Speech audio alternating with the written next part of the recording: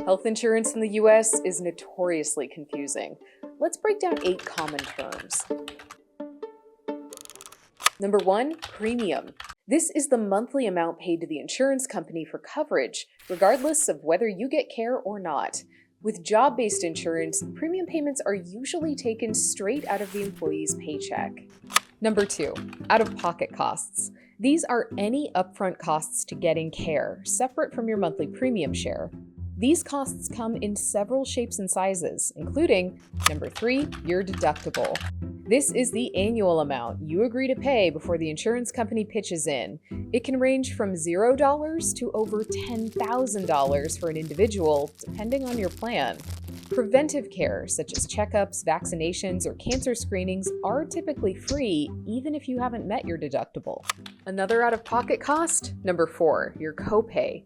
This is a fixed amount you pay for a covered service, with insurance footing the rest. You might recognize this as a $15 charge when you pick up a prescription, or a $25 charge for an office visit.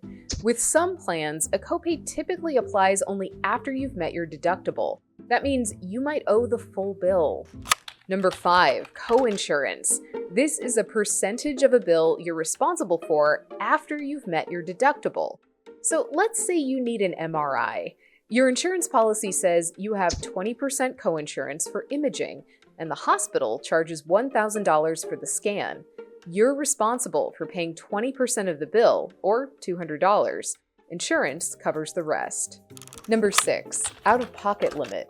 This is probably the most you'll have to pay for your healthcare in a year beyond your premium payments. After you reach this limit, your plan covers any remaining costs. Copays and coinsurance no longer apply.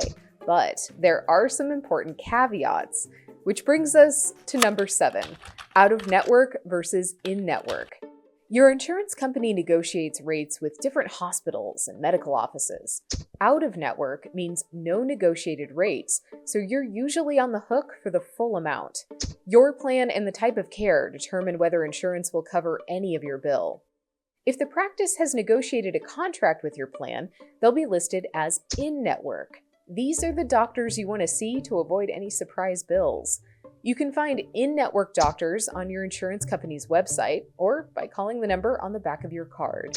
And that brings us to our final limitation to watch out for. Number 8, prior authorization.